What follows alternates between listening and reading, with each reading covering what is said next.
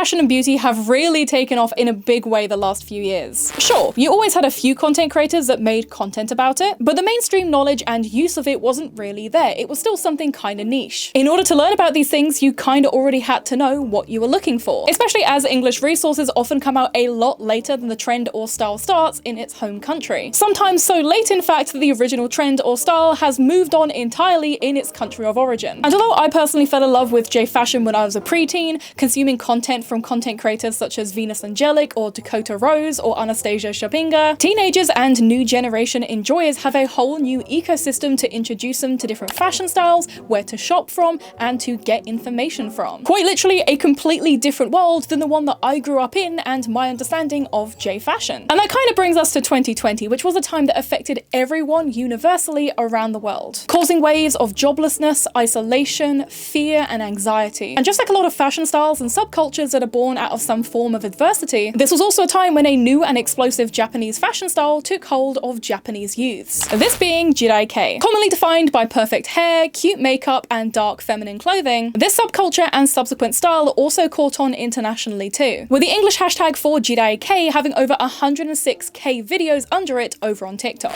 beating out other and older Japanese fashion styles such as Yami Kawaii and Fairy Kei. However, as of 2025, the waters around Jedi K and its international community have become a bit murky. Toxic trends that encourage bullying and racism, and a lack of inclusivity not only from the brands themselves, but also those within the style. And so today, I am setting out to comprehensively cover every aspect of the style, subculture, and history of Jedi K, looking at how it all started, what the style requires, and if the now notorious community is as toxic as everybody says, or if it's just a victim of Jedi K's success. Not just because I do personally find it really interesting, but also because this style is getting a lot of traction with pretty young teenage girls. We're talking 11 to 13-year-olds starting early, many of whom probably don't understand what they're consuming, the harm it could cause, and also the history behind the style and where it comes from. And so now it is time for my usual content disclaimer and content warning. Firstly, due to the nature of this particular subculture and style, there will be discussions about mental health, addiction, disordered relationships with food, bullying, and racism. I'll be doing my best to cover these topics with the gravity that they deserve,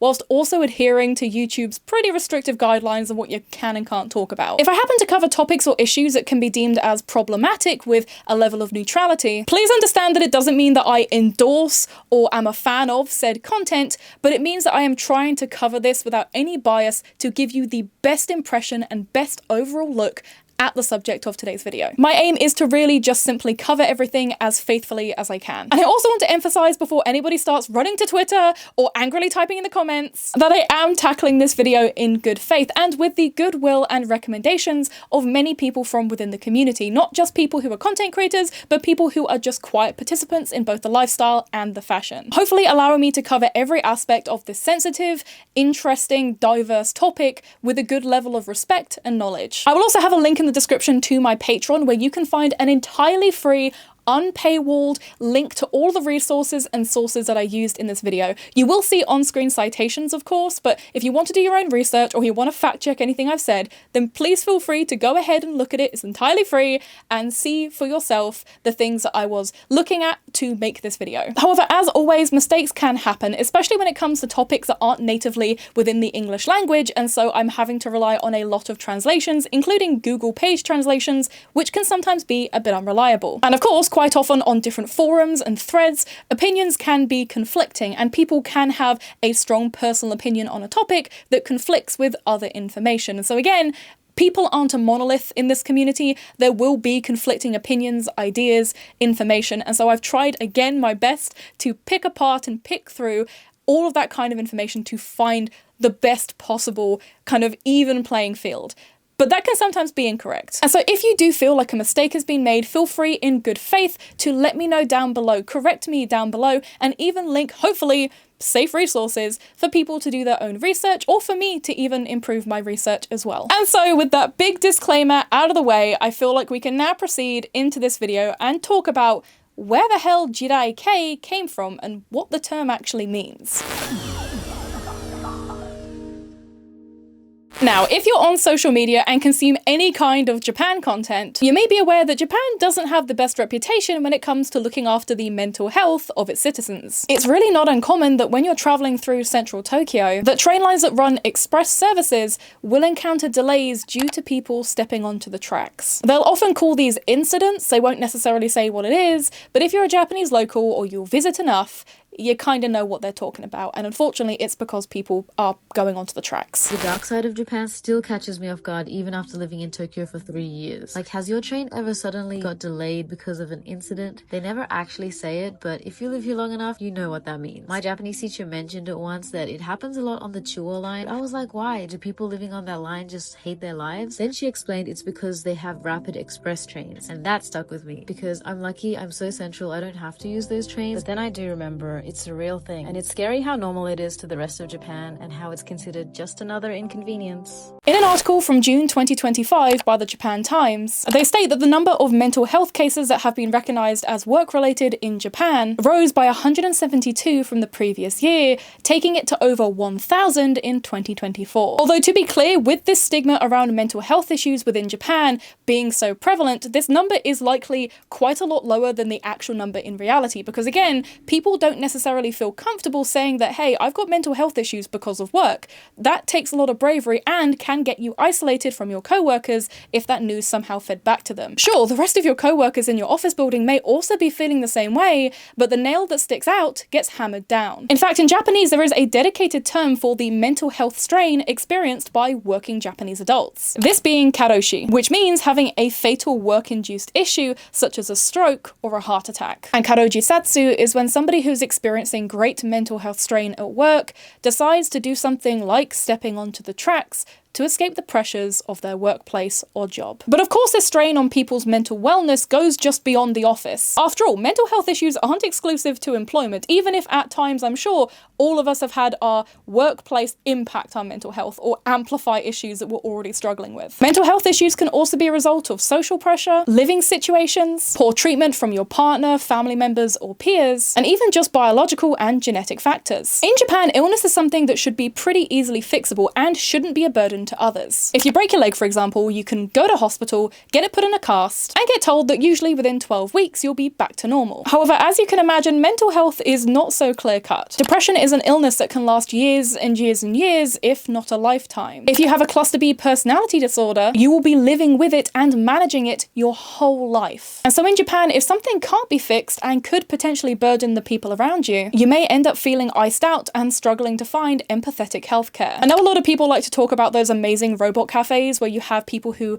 are paralyzed or people with quite limiting disabilities kind of controlling these robots as staff within this cafe, and those kind of things are amazing. But to be clear, those are the exception and not the rule in Japan. An article from the BBC in 2015 also explores this, bringing up issues related to isolation and people struggling to form healthy relationships with others and their own support networks, with the term hikikomori describing reclusive youth or adults who withdraw from society, often existing within the confines of their home or, in some extreme cases, just within their bedroom walls. In a government study from November 2022, an estimated 1.5 million people within Japan were living as recluses. YouTuber Hiroshi has made several videos about his experience being a hikikomori, including events such as forced hospitalization, stating that his reclusiveness stemmed from the bullying that he received as a child. And this is where we can start to understand why Jirai Kei came to be. Now, a lot of people do state that Jirai Kei, in the way that we know it today, started around 2020. But according to a video by Japanese YouTuber KLD, the actual subculture and lifestyle started to really emerge around the mid-2010s, following off the back of adjacent mental health styles and subcultures such as yami kawaii and menhera. So Jirai as a term was originally used by Japanese men on online forums such as Host Love and Baku, mostly in reference to their experience dealing with women from the nightlife areas such as kabukicho, with these original Jirai often being women that worked in the hostess or entertainment nightlife industries, but often had bad attitudes or were rude to customers. However, the term was also used on Japanese SNS by men as well, often about the women that they had been seeing or dating, or even women who frequented places like host clubs as customers. Now, Jirai literally translates to landmine, like a landmine. But Jirai in this instance means a girl or woman who seems delicate and fragile, but can be unpredictably explosive or hostile. Landmine girl stereotypes included being very clingy through texts and phone calls, being quite possessive over their partners or potential partners, arrogant towards other people, so being quite rude or standoffish, but also being very, very, very self-conscious, usually being very unhappy within themselves. And apparently, according to the Jirai Kei subreddit, this term of Jirai was also given to women who were obsessive and seen as crazy about otaku and oshi culture. YouTuber KLD's video also kind of covers this overlap with what they call an otaku hime, or basically nerd or otaku princess. Basically women who were favored by and kind of branded themselves to appeal to otaku. If I was going to put that through a 2020 kind of comparison, I guess you could almost see it as the Discord kitification of otaku hime. That idea of being directly appealing and exploiting of kind of nerdy, geeky, weird guys. Because again, otaku, up until more recently, was seen as a negative term. Otaku was not a positive. Now at this time, Jirai wasn't really defined by any particular style, but it was a term that was in circulation amongst young people and nightlife areas. Although often these landmine girls would be seen wearing girly K and lame K fashion, these very feminine, kind of like date style outfits, looking very girly, very feminine. That's kind of the general style that was being worn because it was popular, but there wasn't a defined style as we know it as today. And an important topic that we need to track back to is Jirai Kei's origins within adult industries and nightlife. Something which kind of gets erased and watered down in the more diverse English-speaking communities. And areas like Kabukicho are popular with Japanese locals and tourists alike. At all hours of night, you can indulge in drinking, food, entertainment, arcades, and intimacy. As soon as it starts to get dark and people in their office buildings start to filter out after a long workday, the main strip of Kabukicho starts to fill up with good-looking men and women advertising a variety of different services and bars. You can talk to host club scouts and find a cheap deal as a first-timer, or you may get propositioned with an hourly rate for time alone at a love hotel. Not to mention all the nanpa hanging around and hoping to pick up women and tourists too. Also, just as a quick PSA, nanpa boys coming to talk to you is not really a compliment. Don't listen to Nampa boys, please. Don't follow them. Don't follow Nampa. Just don't engage with them. Like, they're trying to speak English to you through Google Translate. Just don't do it. Don't get me wrong. Like, be friendly to people when you're a visitor somewhere. But like in this instance, these are just guys trying to see how many women they can sleep with. So don't follow Nampa anywhere. Don't engage with Nampa. And this same environment is where the Toyoko kids fled and found refuge in. Many of whom are minors or young adults who have fled and are trying to start a new life away from their previous one. Sometimes this can be due to an unhappy home life with maybe situations within the household being toxic, whilst other times it can simply just be a desire to belong, wanting to find greater meaning at an age which can be really confusing. And these runaways often build friendships and attachments to each other based off of their struggles and lived experience on the streets. Drinking cheap, low-calorie alcohol that you can pick up at your local 7-Eleven or mini stop while sitting on the pavement late at night. A popular manga and subsequent TV show that explores this lifestyle really well is Tomorrow I'll Be Somebody's Girlfriend, an anthology series in which we follow a multitude of different characters, both men and women, as they try to navigate life in the dark nightlife areas and entertainment districts of places like Kabukicho and Shinjuku. And one character that you may be familiar with from this series, if you're already familiar with Jirai Kei, is Yua, a young girl who escapes a deeply unhappy home life and heads to the area of Shinjuku with no plan whatsoever. After being stood up by her significantly older boyfriend, I mean, he's not really her boyfriend, he's kind of just a guy that she slept with who was kind of grooming her. Like, it's a very dodgy situation, but in this instance, we'll just say boyfriend, but let's be clear, that's not really what it was. But after being stood up by her boyfriend, she ends up getting approached by a street scout who tries to set her up with lines of work within the adult nightlife industry. And eventually, due to a number of misfortunes and betrayals, she falls victim to the allure and addiction of host clubs. Although Yua is fictional, her story of host club addiction and debt is very, very real for many, especially vulnerable young women who more often than not rely on stuff like compensated dating, papakatsu, or trips to love hotels with sketchy men in order to pay for this lifestyle. These girls and women in essence being some of the original founding fathers for the Jirai Kei lifestyle and subsequent fashion style. And especially post 2020, where mental health was a huge concern globally, Jirai Kei grew grew in popularity and awareness, with the cases of Toyoko kids and runaway teenagers increasing greatly during this time within Japan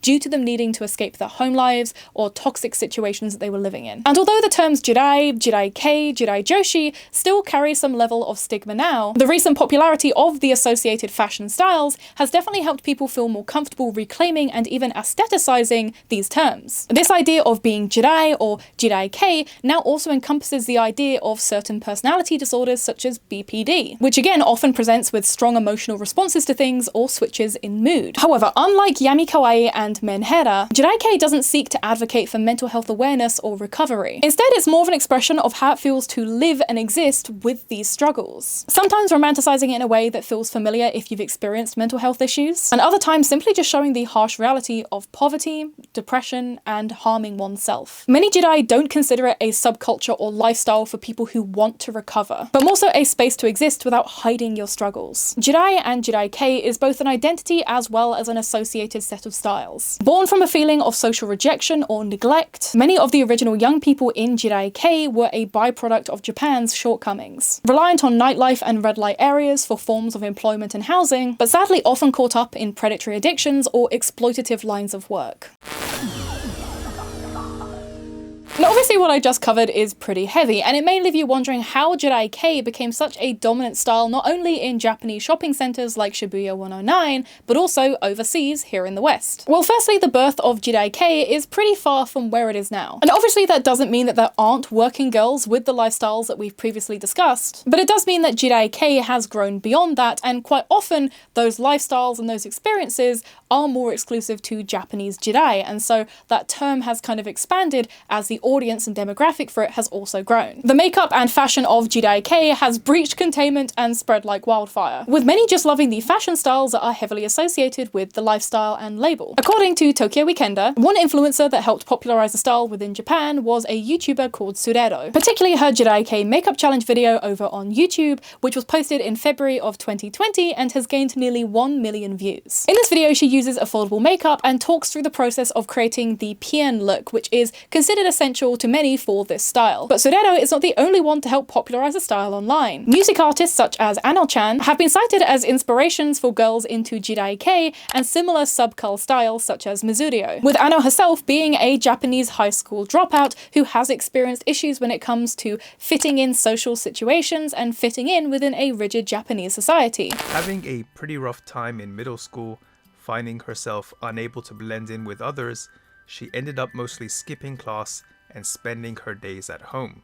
She even ended up quitting high school as soon as she entered it. If you've recently watched the anime adaptation of Takopi's Original Sin, and if you haven't, I highly recommend it, then you would have heard Anil singing the opening song called Happy Lucky Chappy. And of course, who could forget the influencers, the modern backbone of any online trend. One popular influencer within Jedi K is Riet Wakanai. I'm gonna be so real, I have no idea if I even pronounce that moderately accurately, so I do apologize, and I'll just be referencing this creator as Ray from here on in to make life a little bit easier for a idiot like me. With nearly 200k on TikTok, Ray's videos often gain hundreds, if not hundreds and thousands of views. And her styling of Jedi K fashion is often replicated by other people online and other girls. But what about English speakers? How did this style make its way over to a non-Japanese native culture? Well, one of the earliest known English-speaking figures who was living the lifestyle and wearing the fashion was Venus Angelic. Back in 2020, Venus posted her Jedi K room tour and the Dangerous Japanese Fashion Trend video. And if you know anything about Venus Angelic and her incredibly sad story about her rise to social media fame, it'll be easy to understand her connection to Jedi and her decline into doing adult work,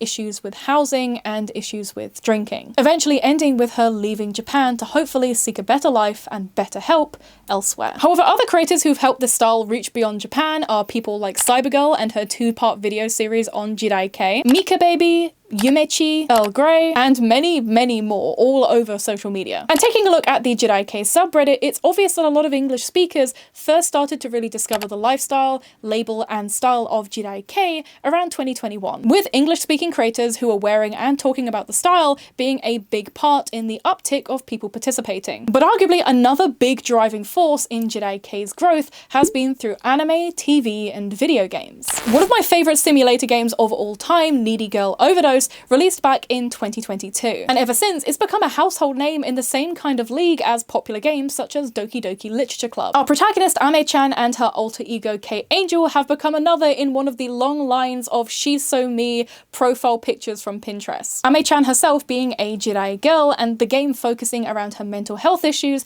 and her desire to become a famous streamer and the cost of what it takes to be a famous streamer. You have to try and juggle various different factors in order to keep her mental health and her productivity up, but you also have to make sure that the followers are going up as well, because if you don't hit 1 million followers, something bad may or may not happen. Although I will say right now that you will see a lot of information about Needy Girl Overdose online, and a lot of it is from kids who have not played the game. A lot of people who have these profile pictures are children who have not played the game or should not have played the game, because the game is meant for adults. It is an adult horror game, which a lot of people forget. Whenever I see people saying Needy Girl Overdose or Needy Streamer Overdose is a problematic game, an angel loses its wings. An angel loses its wings, plummets to earth, and snaps its goddamn neck. It's frustrating how often games that tackle difficult media, difficult subject matter, that tackle adult themes often get consumed by people who it's not targeted towards.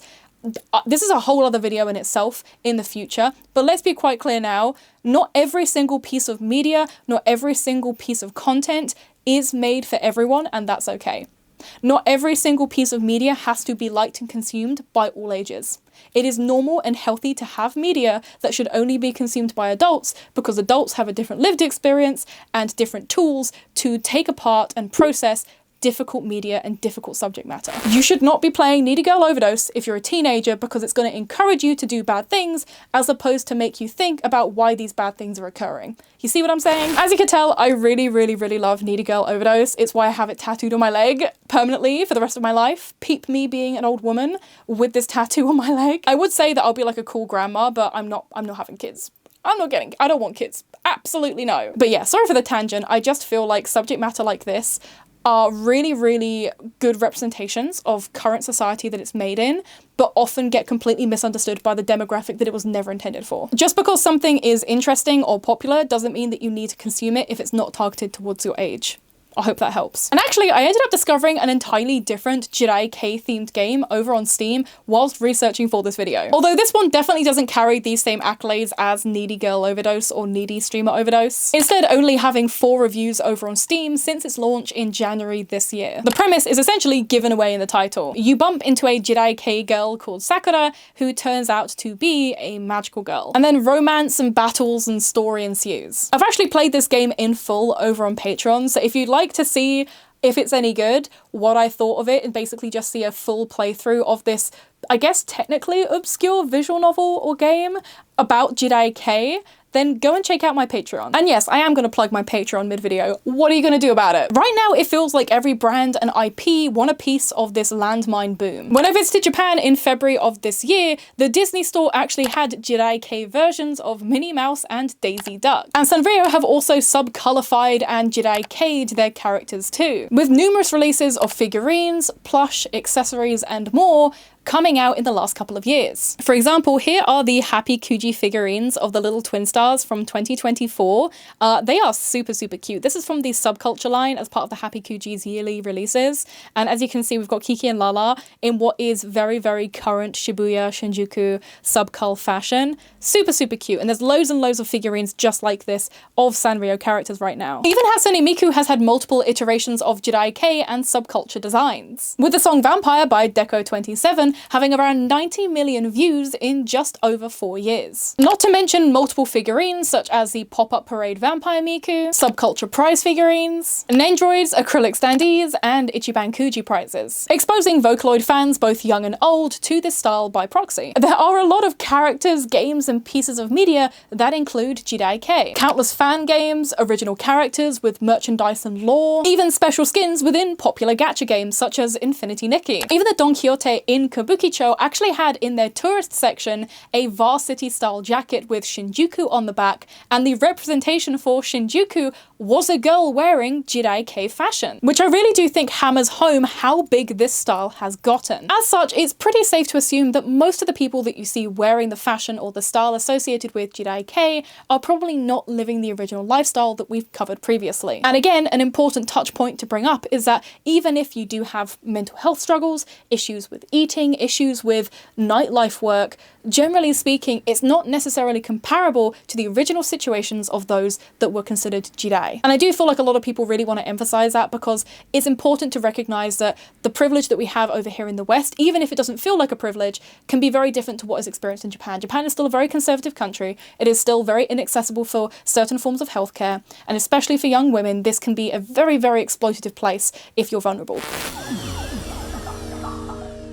For many who are now wearing the style, they may have graduated from other existing J fashion styles such as EGL, Yami Kawaii, or even girlier styles like Himikaji. And speaking of style, let's get into the key aspects of what visually defines a Jirai Joshi or a Jirai Danshi, and what people consider to be within the style of Jirai. Hi, thank you so much for having me in the video, Addy. Hi everyone, my name is Dani. I am Dearly Dani over on Instagram and TikTok, and I've been wearing Jirai Kei / Sabukaru for about I want to say 4 years now, 4 to 5 years. I started out with Larum Kei, moved on to Jirai kind of at its peak, and then I switched on to Sabukaru. So how do I describe Sabukaru? So it basically means subculture, which is, in my opinion, not the most creative name for a style. Like, I kind of wish they picked something else, you know, because it sounds weird in English. But from what I've noticed while also being in Japan, Sabukaru kind of started out just like Jirai in Kabukicho with the Toyoko kids. What I used to notice in the beginning is that there were a lot of guys actually wearing this sort of fashion, and then it kind of moved on to everyone wearing it. For those that don't know, Sabukaru basically consists of really oversized pieces, making a really comfortable but also like grungy kind of punk inspired outfit, I would say. So you have a lot of like super oversized t-shirts and pants or skirts, and then huge platforms. You'll have some like chokers, arm covers for accessories. That's just an example. And for the colors, they do tend to gravitate towards black and white and gray, some blue, but then you're really just free to add whatever color you want. It's not super strict in that aspect. And overall, I would say the style is really comfortable. I love wearing it. And yeah, it's more of a grungy style overall, I would say. And is it linked to Jirai at all? I really don't know how to answer this question, really. I think it depends on how everyone interprets it. I kind of see Jirai, Ryosan-gata, Sabukaru, and Tenshi Kaiwai always grouped together, so I kind of consider them almost a style family in a way. And so I would say Sabukaru could be, you know, like Jirai's cousin or something. Like, I don't directly say, oh, I wear Jirai. I kind of just say it's Sabukaru, but they're definitely, yeah, I think they are linked in some way, especially with how they started out. A couple of brands that cater to subcult style include Vulcan and Aphrodite, Travas Tokyo, Galfi, and Psycho Nation. Tracksuits and streetwear definitely have their place within Jirai Kei fashion in 2025, especially due to the re-emergence and growth of Urahara fashion. Now another one is Ryosan-gata. So Ryosan-gata means mass-produced and can be tracked back to the mid-2010s, completely independent of Jirai. In a defunct article from iromegane.com in 2024, they discuss how the term Ryosan-gata originated on Japanese Twitter, with people starting to notice how many young female university students all kind of looked exactly the same. Same hair, same clothes, same makeup, same pose, almost like a clone. And in that sense, you could kind of compare it to the basic girl fashion of that same time period here in the West. Think of your Topshop or New Look girls who are wearing skinny jeans, cute crop tops, maybe a pair of Vans in a cute color like pastel pink or blue. That would be, I suppose, the Western equivalent of mass-produced. But obviously, in more recent times, these mass-produced girls are dressing in popular brands such as Liz Lisa due to their light and pastel-colored feminine clothing, with Ryozengata now being more commonly associated with oshikatsu and idol culture. This idea of wanting to dress in an almost date-like outfit with cute hair make, which is kind of like cute hairstyles, and wanting to take pictures with your idol or show your dedication and support of your oshi. The use of infamous video face stickers and face masks whilst dressing this way also allowed this clone style to protect the identities of the girls wearing it whilst they were supporting and posting pictures of their oshis and idols online. Ryozengata has a lot of overlaps with Jirai Kei due to their histories in idol and banya culture, but also because popular fashion brands such as Liz Lisa cater to both. They do dark, girly, feminine fashion, but they also do this kind of more light-colored, date feminine fashion, meaning that a lot of these Ryozengata girls and Jirai girls often have overlaps within their wardrobe where they may have the same belt skirt, but just in a different colorway. So although Ryozengata is not necessarily Jirai, it's still often put within the same umbrella and family. And some argue that because Ryozengata simply just means mass-produced or popular style, Jirai can also count as Ryozengata because it is a heavily mass-produced and catered for style right now. Because again, Jedi K is undeniably popular and has taken up a lot of space in areas like Shibuya 109 and La Forêt. You also have styles like Tenchi Kawaii, Mizurio, and Datenchi Kawaii, all of which follow similar backgrounds of melancholy and denpa. Subcul style silhouettes, but more specific colorways and iconography. Again, these are independent styles, but as previously stated, Jedi is a self-identification or label in a similar way to Menhera, and as such, you don't always have to fit within the classic rigid style and understanding of Jirai. Many people consider the makeup to be the most important visual aspect of making your look Jirai Kei. Speaking of which, this classic style is the most identifiable style of Jirai Kei. It is the one that you probably automatically think of when you think of a Jirai girl, with black being the dominant color within the outfit, often accented by dusty pinks, white, dark purples or dark reds, and sometimes even dark blues. Peter Pan collar blouses, cute bows with gems and pearls, and a high-waisted corset skirt is pretty staple within this fashion. But you also get setups that kind of work like a mini dress with matching bloomers, as well as more casual t-shirt and skirt style combos. A recent favorite has been this plain t-shirt worn by Idol Master character Anzu Futaba, with the text on this shirt reading, "If you work, you lose." I kind of with it. You also have the iconic Don Pen t-shirt and slide combo, which are both very cheap and very accessible in loads of different Don Quixote stores in areas such as Shibuya, Shinjuku, and Kabukicho. And as somebody who owns both the t-shirt and a t-shirt collaboration with Spins, I believe, or Spinner, I can't remember, I have like a sweatshirt which is really nice with Don Pen on it, but I also have the classic Don Quixote shirt, and I also have the Don Pen slides. And if I was going to recommend one item out of the three that I've got, I highly recommend the Don Pen slides. They are so comfy, I kid you not, they saved my feet in Japan. Like, if your feet are aching from wearing New Rocks for like 2 weeks solid like I did, definitely go to a Don Quixote and find a pair of Don Pen slides. They also do the pink version. I can't remember her name or have it on screen, but you can get the pink version, which is also really, really cute. They do them in like platform kind of cloggy heels, which is very cute. But personally, the Don Pen slides, I love them. So comfy. They are just like Crocs, but they don't have any holes in it, which also is very convenient because, again, a lot of people who do wear them within this style wear them because they're cheap and they're out on the street. And some popular brands that also cater to the classic Jirai style are Liz Lisa, Rosita, Mars, Ankh Rouge, Secret Honey, and Noemi. Mars and Noemi are the more affordable of said brands, with Noemi even having an outlet within the Sunshine City Mall in Ikebukuro, whilst Liz Lisa is definitely one of the more sought after but expensive brands, with popular releases often selling out very quickly. This cropped hoodie that I'm wearing right now was actually an item that I bought back in February this year when I went with my friend to Japan, and when we were out there, obviously I tried on the black set and I ended up buying it, but my friend hesitated on getting either the white or the pink set, and literally 2 days later she was like, you know what, I'm gonna spend the 90 quid and get the hoodie and the skirt set.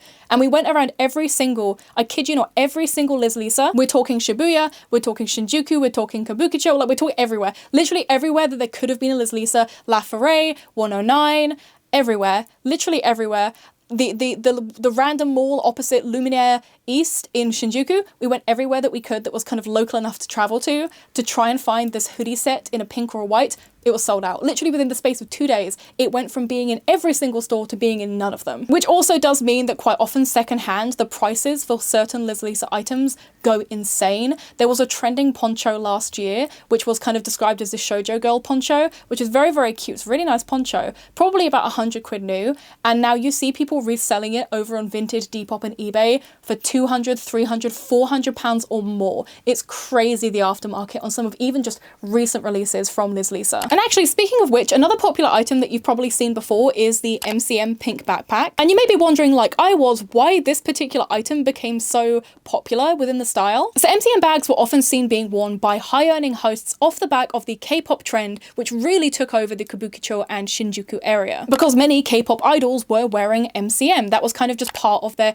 daily loadout, part of their outfits when they were seen in paparazzi. Especially because Kabukicho is only 50 minutes away from Shin-Okubo, which is Japan's largest career town. And from there, many young women and girls who worked in Kabukicho's nightlife scene, often around the kind of presence of these hosts and idols, ended up buying these MCM bags in colorways such as pink and black because they were cute and functional. Being nicknamed as the Rondasaru of Kabukicho due to the fact that a lot of people wearing them were younger, if not minors, who were working in and around the Kabukicho area in the nightlife and entertainment scene. Also with Rondasaru kind of meaning like a uniform-esque aesthetic as well, being part of their day-to-day accessorizing and day-to-day outfit. Sadly, like a lot of J fashion, getting these clothes or accessories can be pretty inaccessible when it comes to anyone who isn't from Japan, or who don't fit into the incredibly narrow Asian sizing. Importing clothes is easier than ever thanks to proxy services like Dorzo, Bai, or From Japan, but of course when you do that, you're not only paying the cost of the item, but you're also paying a bunch of associated fees such as shipping,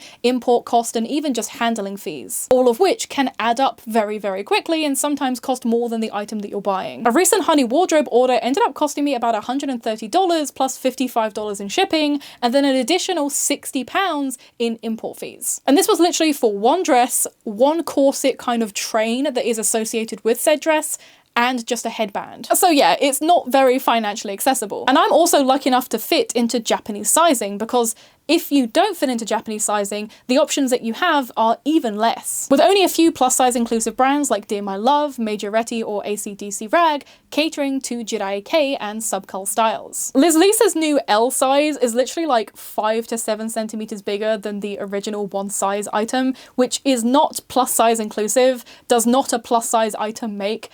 It's not a large size. It's like still a small to medium at best for the average Westerner. There are also indie brands such as Honey Pepper, which are US based and are really size inclusive. They do a bunch of really nice Jedi K items in different colorways and do kind of quarterly releases generally. But again, you're still paying the overseas cost if you're not from within America. And because they're an independent business and they are operating as ethically as they possibly can, you're going to be paying more for the item than you might be with more fast fashion adjacent brands within Japan. But if you can afford it, I do really recommend supporting Honey Pepper. I have a couple of their items. I have some blouses, some skirts, I have a dress from them, and the quality is really, really lovely. And again, they are actually size inclusive for Western sizing. So I would definitely recommend Vinted or I guess Depop if you're in the US, or any sort of app like that, because shipping from Japan is so expensive, you guys. I guess it depends on where you're living, but shipping from Japan to Europe, for example, can get pretty pricey with the customs and all.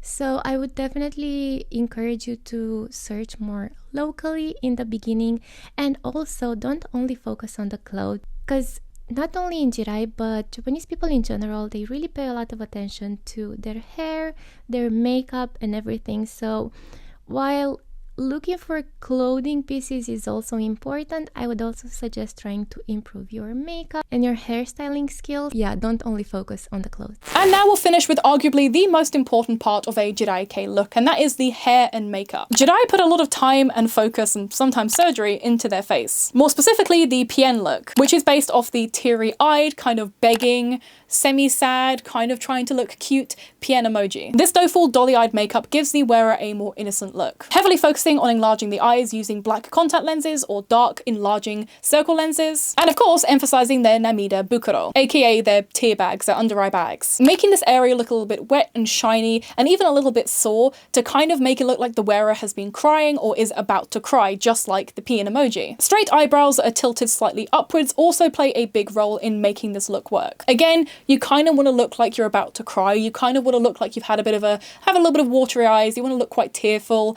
and a little bit kind of cutesy tearful. That's kind of the vibe it's going for. Now, a lot of people wrongly assume that the PN and Namida Bukuro eye looks are intended to be Asian fishing, and this is generally incorrect. I understand the confusion because I do think you do sometimes get instances and crossovers where people who are using those eye looks tend to look a little bit more like they're trying to look Asian, but generally the point of this makeup is to make the wearer look dolly-eyed, big-eyed and tearful, basically. It's not trying to make them look Asian. The eyeline, the eye bag is going downwards, the tilt is downwards rather than elongated, and again, generally speaking, Asian fishing isn't Asian fishing unless you're intending it to be so and you're trying to convince people or make yourself look Asian.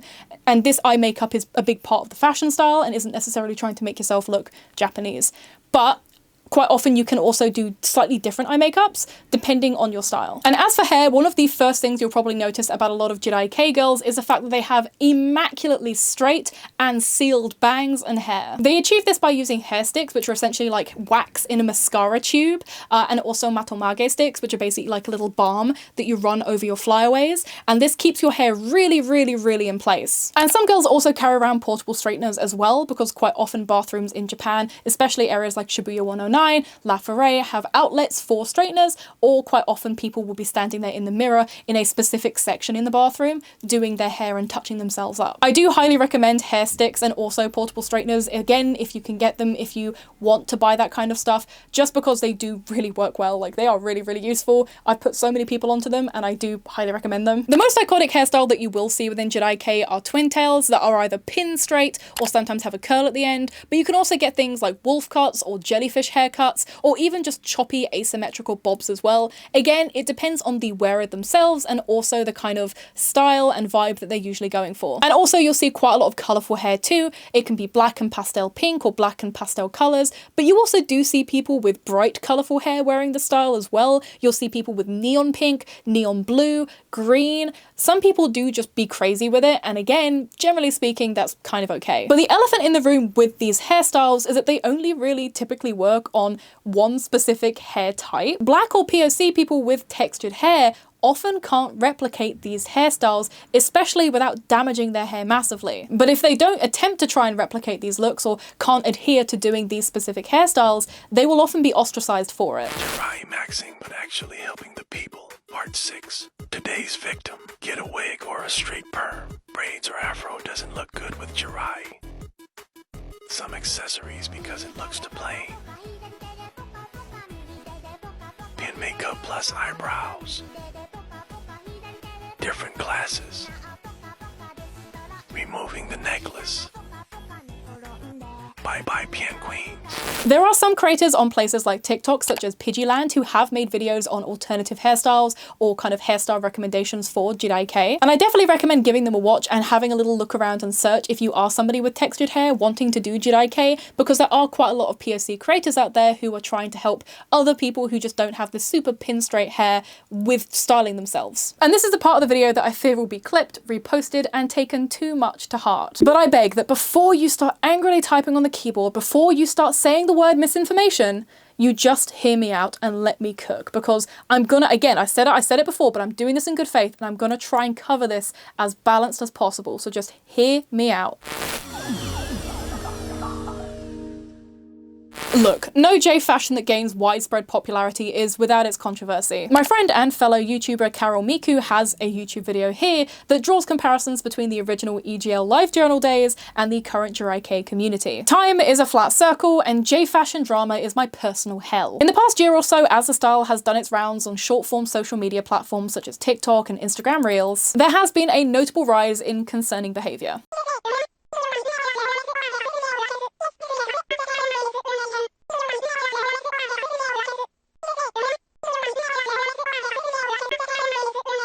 Oh, hi, K Angel Puppet. How did you get in my house? Yeah, I mean, obviously, as we've discussed, Jedi K does mean landmine and has been a term that was often thrown at people who have mental health issues or personality disorders. I don't think anybody really expects people who are going through it to be their best selves or to be perfect, but that's not really the problem.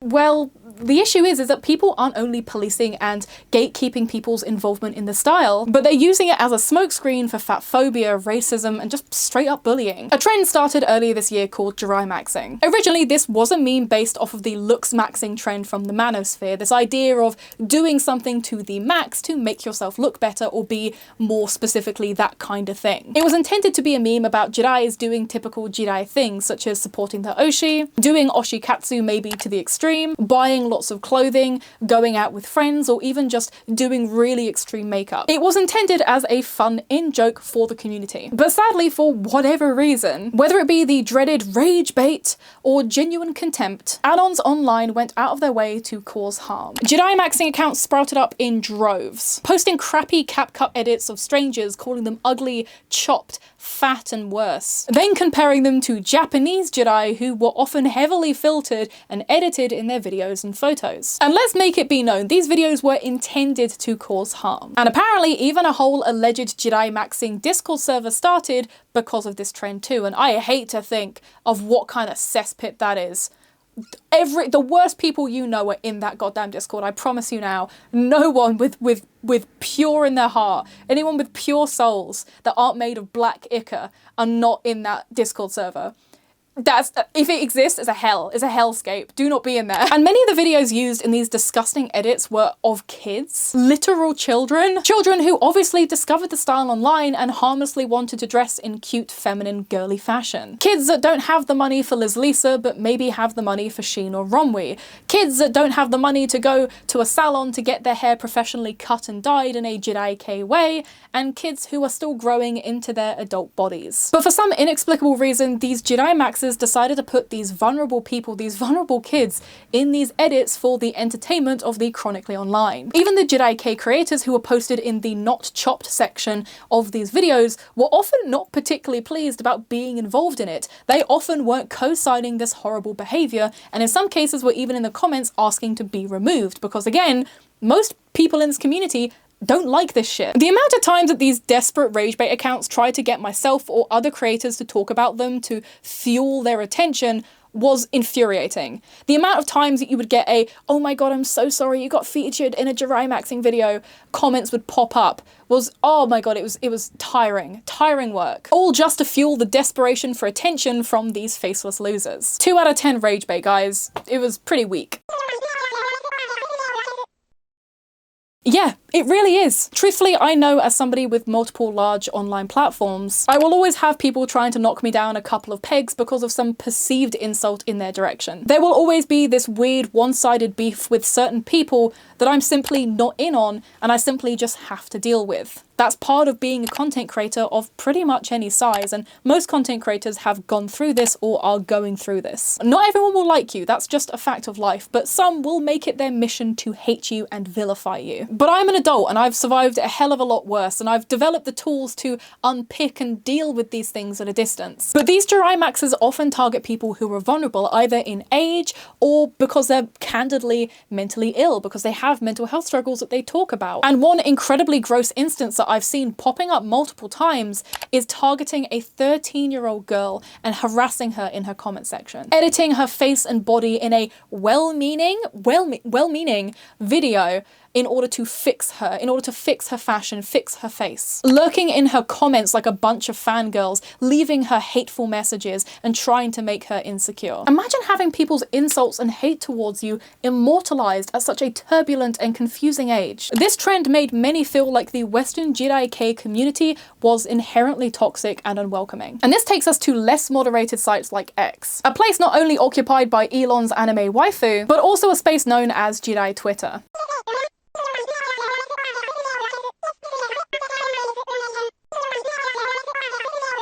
You're right. I do want to make clear that this space is not wholly toxic by any means. There are no doubt countless people who do and have interacted with the tag with absolutely no harm, no malicious intentions. Plenty of people use the tag and space to discuss fashion, post photos, find community, and meet friends. Like with any community, you're gonna have a couple of bad apples. But you'll also have far more people that mind their own business in a space curated and made for them. However, due to the history of Jirai Kei, this Twitter space has become flooded with ED, SH, and harmful content. And again, like I said earlier, Jirai Kei is not a community for recovery. It is more so living authentically with your struggles. So it isn't really a surprise that this kind of content and discussion would be involved in spaces like these. But these spaces are open to everyone, and as we've seen before with places like ED Tumblr, quite often these kind of discussions and the content within them get romanticized and aestheticized by people who are a lot younger and may not realize what they're consuming. If naive teenagers feel like they need to live the lifestyle to be involved in the fashion, that could potentially lead young people to engage in harmful behaviors that otherwise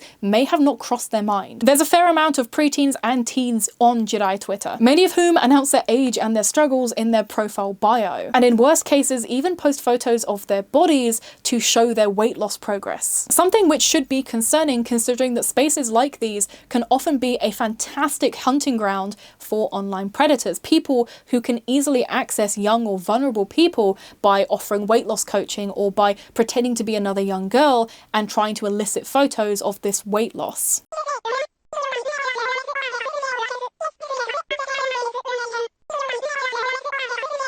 Again, that's not me saying that every user or person in this space is either a kid or a predator. Neither am I saying that those participating in this hashtag, in this thread, are also facilitating this behavior. I do understand that it is truly impossible to monitor the internet and people's behavior on it, especially in a public space. And I also don't believe that people's struggles or thoughts or opinions should be inherently censored or kept away from others. But I do think there are genuine concerns to be raised when it comes to young people and vulnerable people accessing ED, SH, and harmful content and being taken off platforms like TikTok into spaces like Twitter. At least with TikTok, you can better report comments, you can flag up things, and you can even make sure that your comments are a lot safer by filtering keywords. But places like Twitter don't have that kind of thing. Twitter is literally run by Elon Musk. Are we surprised? Are we surprised? Wasn't cisgender put as like a flagged word on there? Yeah, they don't do anything to protect its users. And so it isn't uncommon for girls who are posting on different social media platforms like Instagram or TikTok to then be cross-posted onto places like Twitter as fatspo, with comments trying to investigate their dress size, laughing at the way they look, or using it as motivation for their own weight loss. And outside of this, something that has nothing to do with the history of Jirai Kei, but has become increasingly prevalent and apparent within the Western community, is racism. People photoshopping and whitening the faces of Black creators to look more Jirai, turning their names into derivatives of the N slur, telling girls with textured or curly hair that they're not allowed to participate, or that they should be wearing wigs in order to properly wear the style. The idea that Jedi K or any of its sister styles require you to be skinny and fair-skinned is inherently exclusionary and simply not true. Racism in the Jedi K and Gyoru communities is obscene, especially when it comes to Jedi K. They've been outright calling Black women, Black femmes, Black people racial slurs in their comment section and justifying it with, oh well, they said something bad about Jedi, as if that's real life, as if that makes any sense, as if that's something that is actually valid to do and say. This is what happens when you have a bunch of people who despise themselves, latch on to subcultures, are street fashions as a means of trying to fill the void and as a means of trying to feel special and important and the main character. They don't actually care about any of these things. I promise you, now that Lisa and all those people have been like doing more and more himekaji pieces, that these people are going to suddenly start claiming to be himekaji and not care about Jedi anymore, which will be good for the people who actually do like Jedi K, because it seems like most of the problems coming from the Jedi K community come from the people that are in it for the wrong reasons, who fetishize mental illness, who weaponize mental illness, and are incredibly racist and have a lot of internalized misogyny. Gyoru's revival in the West went through something similar, where it was just racial slurs being thrown left and right and gaslighting, racialized gaslighting left and right, and people desperately using gyaru for attention and all those other things. So I'm sure that the Jedi K community will kind of calm down after a while, but it does suck for especially black people into Jedi K that they have to deal with these monsters from the deepest pits of hell. And I already know that once they switch over to Gal, because they will, we're going to have that resurgence of like 2020 gyaru, where there's just racial slurs and internalized misogyny everywhere. It's already slowly kind of starting, especially when it comes to himekaji, because a lot of people are latching on to that. I'm not excited for it.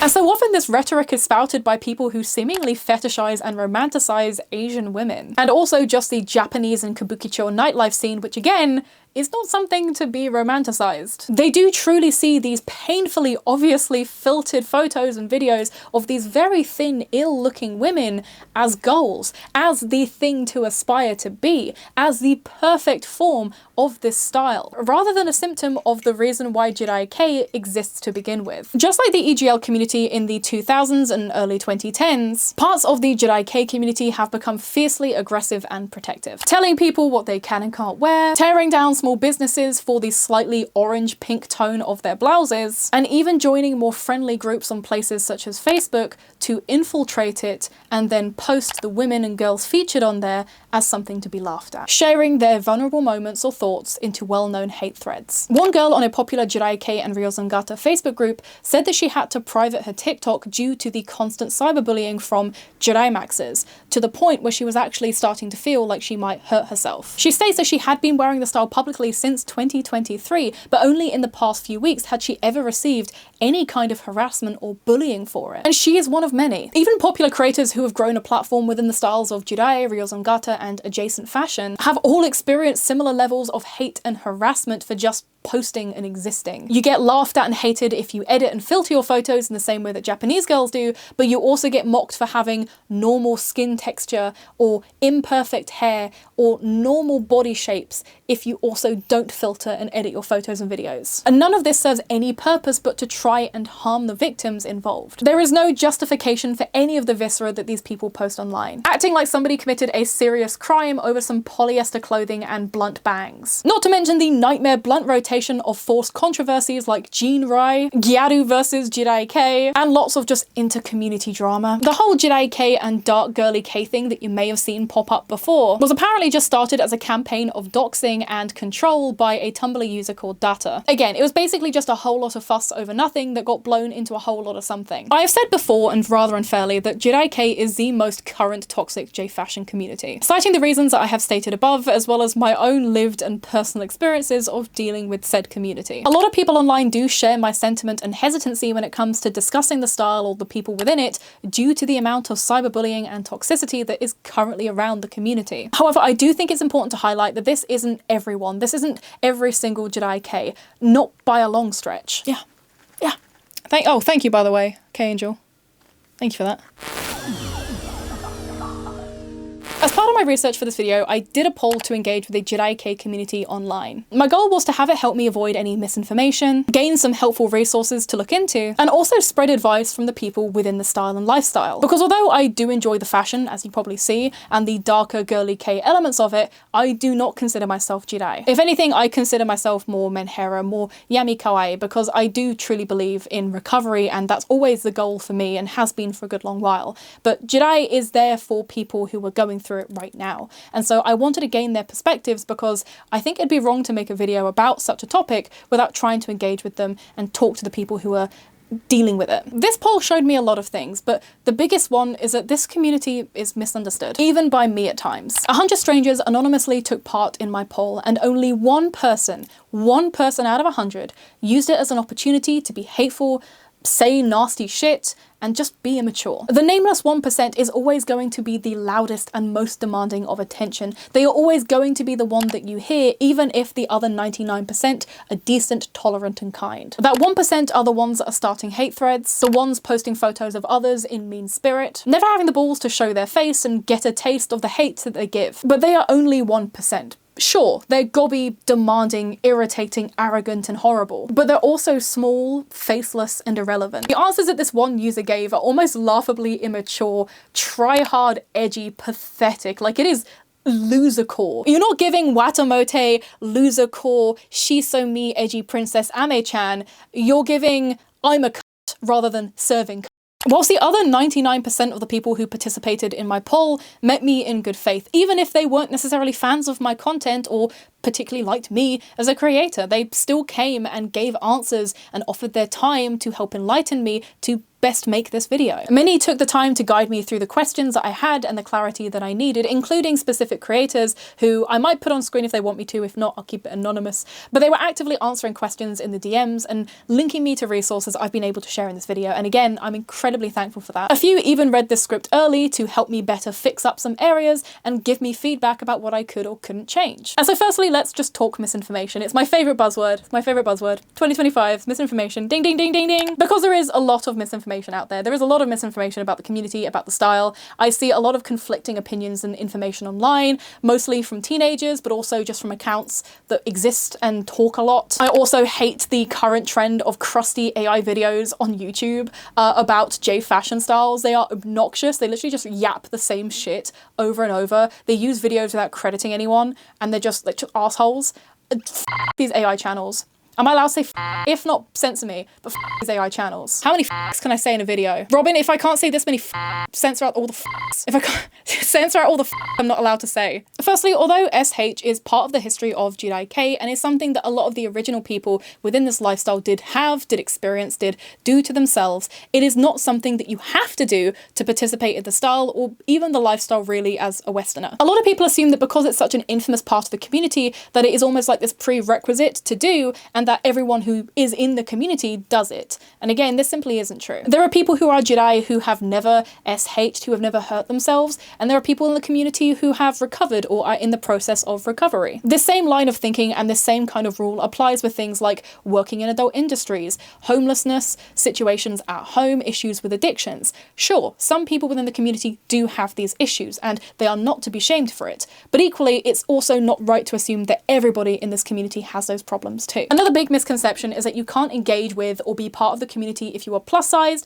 or if you have a darker complexion, if you are a person of color. And again, this is simply not true. Anyone who is saying this is not speaking on behalf of the community. The community is not a monolith. They are an individual being racist and fatphobic, and they are not to be taken as the voice of everyone. And that same thing can be said about the strictness towards makeup and fashion as well. Although there are some rules and basic kind of styling within Jedi K, as there are with pretty much any other established style, there are kind of basic rules set in place. Most people within the community aren't there to police you and be strict about what you can and can't do. A lot of Jedi in Japan and in the West acknowledge that in order for this style to thrive and be catered to, it needs to be allowed to evolve and be accessible to more people. This includes not everyone being able to wear black contact lenses. This includes not everyone being able to dye their hair a cool color or getting really expensive haircuts.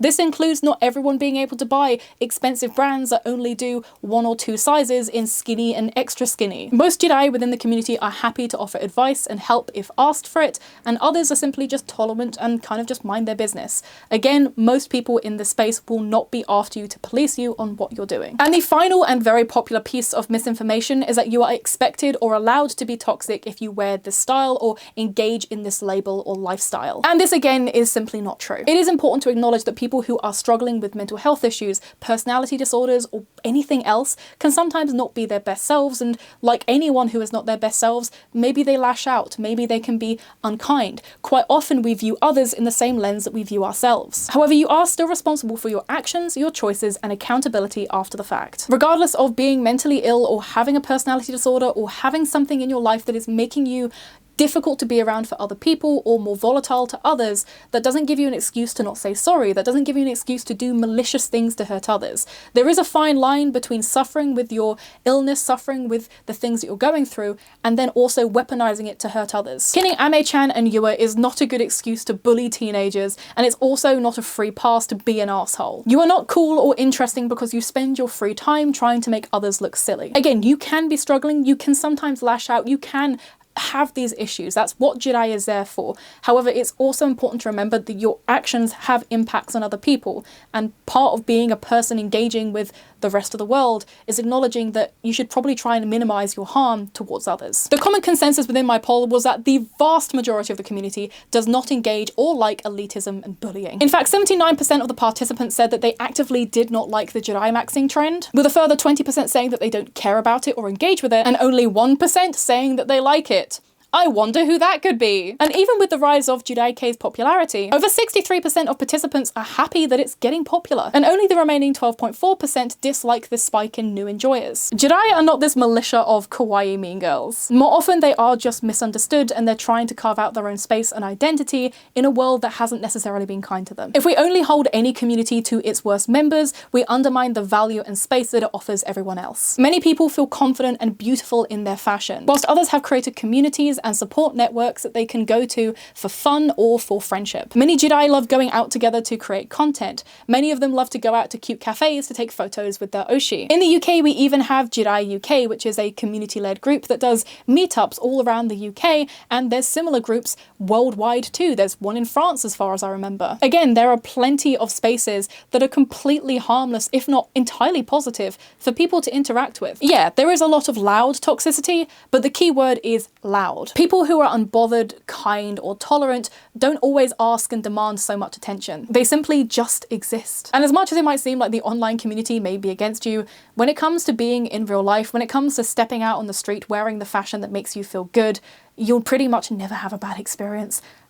You're not going to have a problem. Most people in real life are very kind, very considerate, very enthusiastic about what you're wearing. Trust me, I know. Jedi K started out of Japan's failure to create a better infrastructure or support system for those who are suffering with mental health issues and loneliness. However, we shouldn't let a vocal minority co-opt the narrative and make it into this campaign of hatred and manipulation. I think Jedi K will be popular for a long time to come. And my biggest advice is honestly to just interact with the people that you want to build a community with. And of course, as always, if you're young, just be careful with what you're engaging with online. Be careful who you talk to. Be careful who you trust. Please do not romanticize harmful issues that will become a point of problem later in your life. And please, please, please, please, please, please, don't give out your sensitive information. Don't take pictures of yourself during weight losses or anything else. Please don't ask for advice from strangers on how you could fix your body or your face. I promise you, you're doing just fine. When it comes to posting anything online, you just don't know where it's going to end up, and you have no control over where it'll end up. So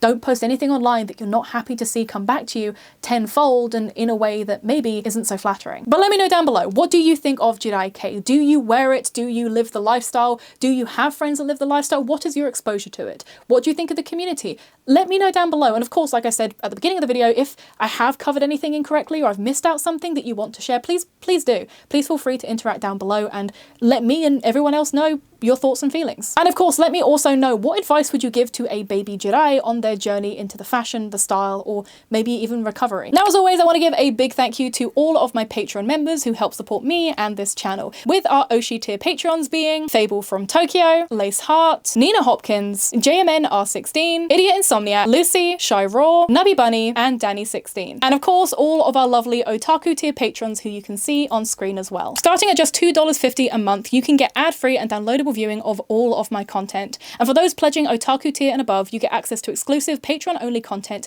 including my playthrough of the Jedi K dating sim, my room tour, and scheduled Japan vlogs. Although I am currently moving offices at the time of this upload, so please be patient with me as it is a big move. Maybe I should do a new room tour, office tour?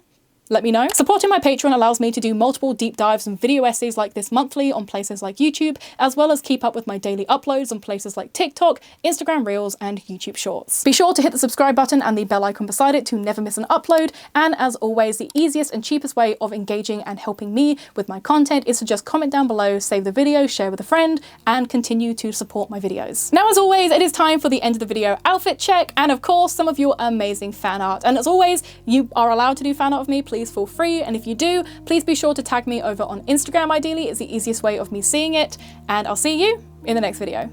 Bye! So it is time for the end of the video outfit check, and I'm actually repeat wearing a couple of items, which you should be doing because that's normal and good do that. So on my head, we have my AC/DC rag headdress. You see it all the time. It's one of my favorite items. It's light, it grips in, and I think it looks cute with a lot of different outfits. And next up, we literally just have this like vest top, which is like woolly mixed with lace, which was like a secondhand item on Vinted from originally New Look, I think. Vinted is really good for like cute tops and stuff, cute basic bits. If you're into Jirai Kei, if you're into J fashion, you can find some fantastic basic bits from brands like J Norton, New Look, all of that kind of stuff. Like a lot of those items can actually just be reused as a basic base for a lot of these things, so be sure to check on Vinted.